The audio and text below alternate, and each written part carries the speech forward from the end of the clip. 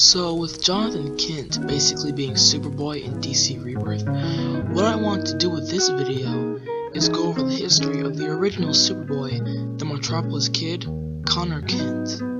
So, Connor Kent basically first appeared after the death of Superman, and the death of Superman was basically this big event where, of course, Superman died at the hands of Doomsday, whereas Superman also ended up killing Doomsday when he died.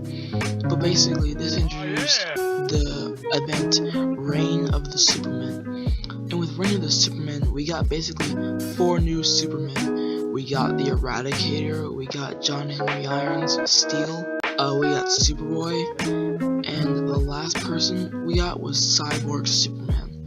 Now, whereas we're not really going to go much into Cyborg Superman, Eradicator, and Steel, all you need to know is that basically Superboy was basically a younger version of Superman, a cloned version, and that he does not have the same powers as Superman. Now, Superboy was actually pretty popular in the 90s when the event happened, and when he got his own solo title, it was still widely bought by people. It went on for I think 100 issues. And the reason is Superboy was rash. He was basically a massive jerk. There was a moment where he actually fought Aquaman and basically said that Aquaman is nothing but a guy who talks to fish, where Aquaman fans would find that very offensive. But basically Superboy is just that, a kind of jerky young version of Superman, who's just a massive jerk sometimes. Now Superboy has far different powers than Superman. While he does still have, super strength and heat vision, he actually cannot fly. You see, Superboy has a level of telekinesis called tactile telekinesis, where I believe he basically interacts his telekinesis with a surrounding area, like around him, in a certain radius around him, which gives him the ability to move his own body in different ways, allowing him to fly. Now, while Superboy was very popular in the 90s, when he got into the early 2000s, he began to lose popularity.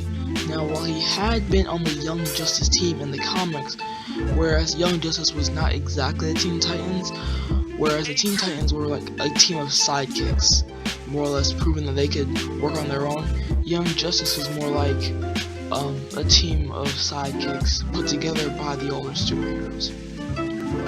Now, while Superboy was part of Young Justice, when that title eventually ended and we moved on to the next age of comics, we basically got Superboy being put in Jeff Johns' Teen Titans.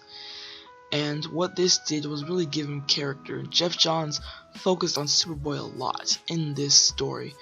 And that's basically where we got the retcon that Lex Luthor was the human part of Superboy's DNA, and that Superman was, of course, the Kryptonian part.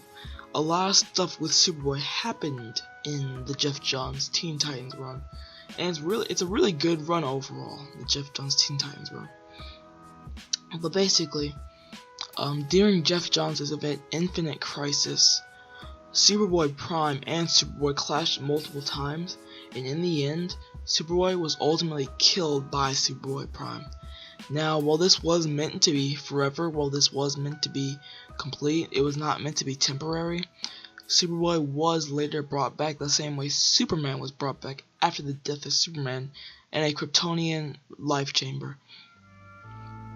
And now, while, Superboy and Wonder Girl would eventually meet Superboy Prime again and fight him, all this stuff, what really happened was Superboy began to fall into obscurity again, because not that many people really wanted to write about his character. He was part of the Titans and all that, Teen Titans and all that and stuff, but so basically he was kind of relegated to the background.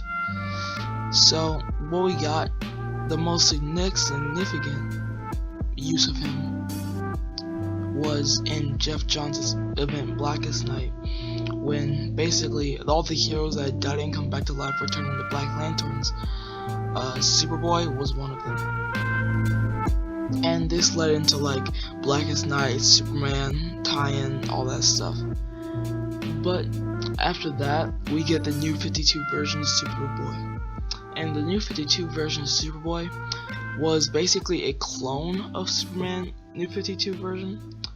But the thing about that is just like they never actually met. Whereas in the previous continuity, Superboy had met Superman. In the New 52, they never interacted. Now, while he was still a part of the Teen Titans, he would later get his own line of stories, consisting of basic stuff. You know, it's alright for what it was. I mean, people obviously bought it. It ran for something like 4 volumes, but no one really cared. Like, unless you were buying the comic, it didn't really matter to you. It was basically a solo series, a standalone series that didn't really have to deal with so much continuity outside the existing story. But in DC Rebirth, we haven't really gotten Superboy Connor Kent again, but that gap has kind of been filled by the new Superman, Kenan Kong, the Chinese Superman. But anyways guys, if you liked this video, make sure you drop a like on this video and subscribe to the channel if you're new. I am hoping that we can reach 100 subs in the near future with these new videos.